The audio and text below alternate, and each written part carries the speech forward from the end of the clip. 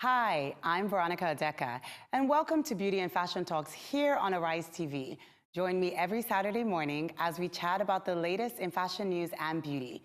Be sure to keep up with us as we stay on top of trends and key players in the industry within Africa and, of course, around the world. On today's show, we're going to step behind the scenes as we take a closer look into the life of a plus-size model and what it really takes to cut it in the curvy life with Latasha Ngwube. It's that time of the year again, as Heineken's Lagos Fashion and Design Week is back, and we have updates from how it's been going and what to check out for the last day, which is today. Stay tuned as we dive into what new brand has just come into Selfridges, and what sneaker brand is making its emergence, and what's the latest in African couture. Coming up later on the show, we'll be joined by Latasha Ngwube of The Curvy Life. Expect all that and more right here on Fashion and Beauty Talks. Stay tuned, you don't want to miss this.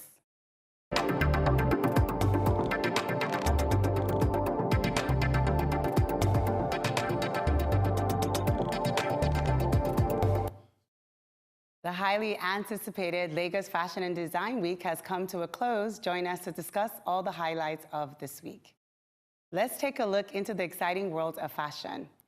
Get ready for updates on Lagos Fashion and Design Week, what's the hottest fashion in Selfridges, and what's trending in Nigerian haute couture. Fashion Fever is here again, courtesy of Lagos Fashion and Design Week.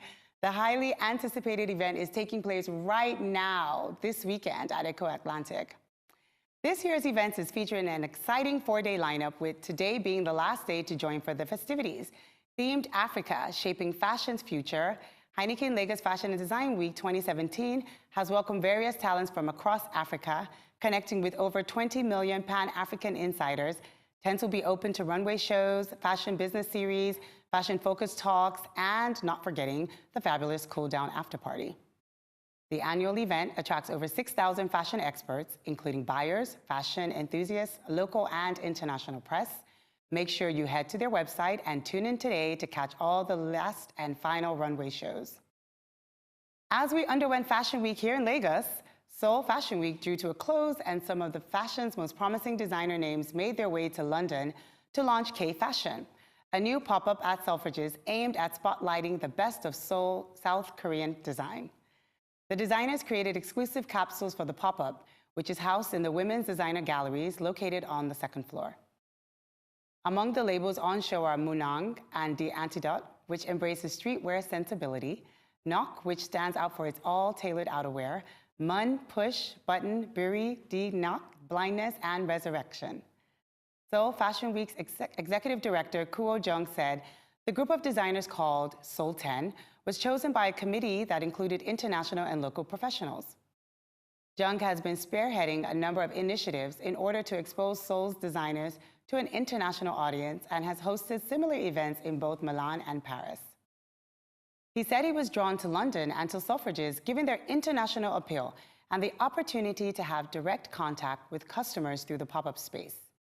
As Korean pop culture gains momentum internationally, Jung's vision is to create as much interest in Korean design as there is in the country's beauty and music industry. During the most recent Seoul Fashion Week, he drew a more international audience to the event for the first time, including buyers from Browns, Net-a-Porter, and Selfridges, and a diverse set of celebrity names. His aim is for the global customer to recognize the talent of South Korean designers and become more interested in them. The project has been a long time coming and was set to coincide with the retailer's highly successful K-beauty launch in order to be most impactful. Exciting news, as similar events in Germany, the US, and China are planned for later this year. Africa's largest sneaker trading event returns with an even bigger and brighter lineup, known as the largest sneaker trading event in Africa, where sneaker collectors and aficionados can buy, sell, or trade sneakers, as well as buy locally produced apparel and footwear. Sneaker Exchange boasts close to 3,000 attendees per event in city centers such as Johannesburg, Cape Town, Durban, and includes a live music experience. Founder and co-director of the Sneaker Exchange, Zad Osman, is one of South Africa's most notable sneaker collectors. Having spent his formative years growing up in the United States of America, Osman brought with him not only a great love for sneakers, but also ideas on how to build the sneaker culture here in South Africa. The event will host live music entertainment and also play host to local fashion labels, big-name brand activations, food vendors, live sneaker customization, as well as a barber on site. Sneakerheads will have the rare opportunity to see limited edition of exclusive sneaker designs. Special guests at the event include London-based clothing label The Concept Club, which brings football jersey concepts to life. SXC offers not only die-hard sneaker collectors, but the rare opportunity to see limited edition or exclusive sneaker designs firsthand, but it also gives sneaker traders the opportunity to either trade in or sell their near-mint condition footwear to like-minded individuals. The event isn't only for the solely devoted sneaker lover, though. The whole premise of the event is that it's about sharing the love of a culture few people know about or understand. He says, as he created this event, so to share his passion for sneakers with others and welcome anyone who has an interest in sneakers. Here in the studio with me is Latasha Ngwube. She is the founder of the Curvy Life Initiative. Welcome to the studio, Latasha. Thank you, I'm so happy to have you here. I'm glad and we're going to be talk here. all about the inclusion of plus-size modeling and what it is the Curvy Life is doing with fashion. But first, I think I want to talk to you about how you got started. What started this whole concept? Well, for some who know, I've been a writer for about 10, 11 years, fashion and lifestyle writing, beauty. And I've had a good career in fashion. Really good consulting, helping market, even some PR, and worked with so many brands. After a while, I decided to step back and look at other things I could offer in journalism. And plus size fashion has always been something that's very dear to me, of course, because I'm plus size.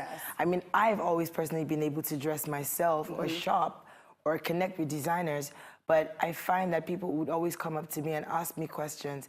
And sometimes when I would go through magazines and I would see the occasional curvy woman in the magazine, it would excite me, and I'm like, why isn't there more? But then I'm like, why am I asking why there isn't more? I'm a writer. I'm an editor. I should be able to create a platform for this. And so the idea came, and I called it About That Curvy Life. That is because that's what I'm about. Exactly, that's so interesting. And you know, I think that the misconception is that people kind of think that, you know, curvy is being plus size. But I know earlier on there was a little bit of a chat between us, and we were talking, you were really expressing the fact that the platform is not just for plus size modeling, it's actually curvy people. If you consider yourself curvy, then this platform is for you. Basically, in life, you have a straight line, and when you deviate from the line, you've curved away. So I like that. So you curve out. So if you don't belong in line, then we're open to you. We're open if you're in line. Because I think that a lot of our my viewers today that are watching will be like, okay, plus size, but I'm also included now that we know that it's about the curvy life. So it's not necessarily what our lifestyle dictates. It's more about what you feel inside. And so tell us about, I think it's more of a lifestyle platform, so tell us about this website that you have and what is going to be, it's encompassing on that platform for the website. Okay, so aboutthatcurvylife.com is a .com address. It's a fashion and lifestyle beauty website that is dedicated to curvy women across the world, but more especially African women. We're focusing here first, because there is, you know, people don't know it, but there's a lot of plus size exclusion from the conversation. Which is, let me stop you right there. So that's really interesting though, because I feel that I'm curvy. Exactly, and most people feel that they're curvy, and it's actually almost like the norm here. So why is it that we don't see more of it? If it's supposed to be the norm, shouldn't that be the norm in our everyday life? It is, because my sisters are plus size, my friends are plus size, and they're curvy women every day, everywhere, but we're not seeing it in fashion. We're not reading about it in the newspapers. We're not in our magazines. It's not reflecting. Absolutely, and that's the question. So ask the editors, ask the publishers, ask the runway designers, ask the Fashion Week producers. Why aren't we reflected in our own reality, in our narrative? So for me, my perspective is fashion, which means runway, which means retail, which means shops, which means production, why are we not seeing all of this curve that we're talking about that truly exists? Why isn't it reflected?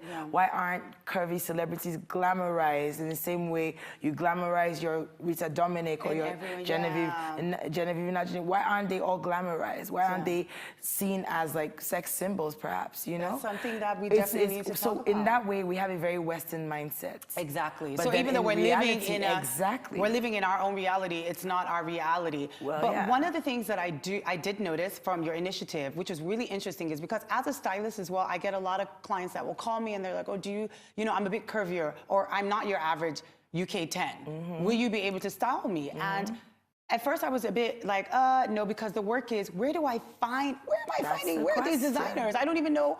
Maybe I know like 2 or 3 of them, but I'm like, where are they? Where are the options? Yeah, so with your platform, I started to see, you know, you're bringing together a crop of designers and you're showing people, you're pushing it, you're saying, here it is. Yeah, I'm just saying, these are designers here in Nigeria, these are designers in Ghana, these are designers in South Africa, even in America.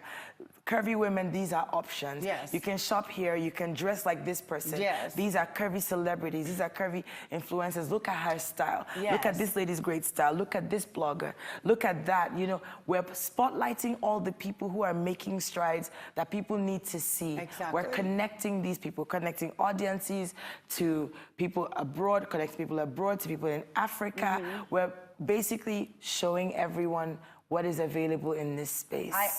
I absolutely love this. So thank you so much. We're gonna go on a quick break right now. But when we come back from the break, we're gonna continue this conversation and we're gonna have the designers who style and dress and make clothing for curvy women like myself, and of course, the plus size industry. Stay tuned, don't go anywhere. We will be right back.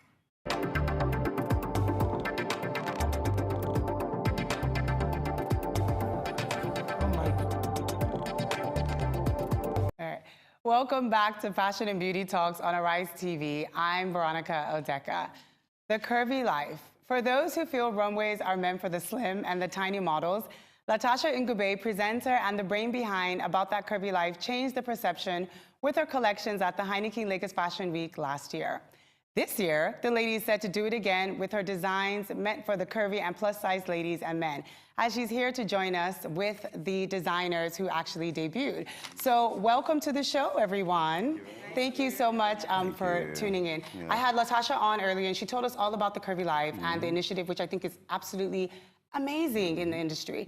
And I was just telling her that even as a stylist and a presenter, it's very difficult when I have clients because I don't know where to go and get these things.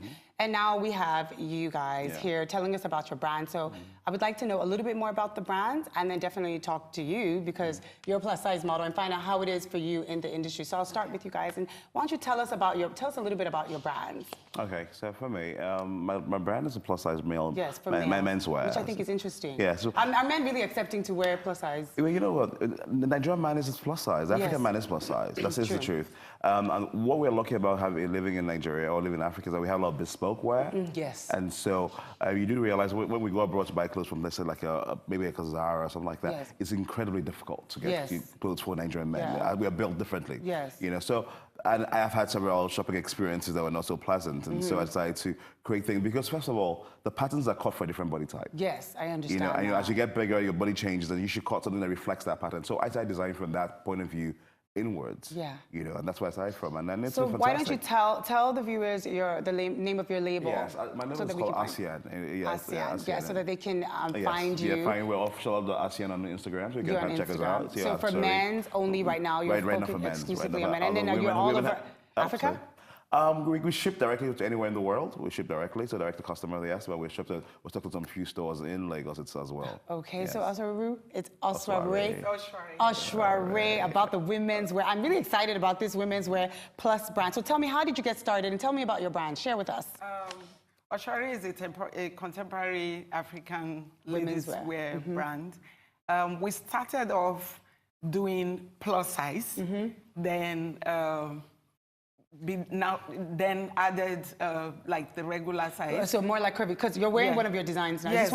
I absolutely love it, because I was gonna say, if this is plus size, honey, I need this dress when you leave here, and I need this in 2 other prints as well, because obviously it's not only about plus size. We had talked about, Latasha had said that a lot of times it's about the curvy life. Yeah. You know, the African woman is a bit curvy, and so I think that is the inclusion in it, not necessarily focuses on plus size, but people that are a bit curvy. And so now you're saying... My brand offers that. Okay. For me, for my brand, is all inclusive. Okay. And the prints that we use and all of that, we tailor it towards the sizes. The sizing, like okay. If you're like a smaller size, then You we can have make patterns and prints that work for you. them. I actually make my prints. Oh, wow. Yeah, so with my prints, I'm really able to interpret my inspiration, you know. So it's amazing either that. way. Yeah, I know. So the print is absolutely beautiful, and I really, really love this.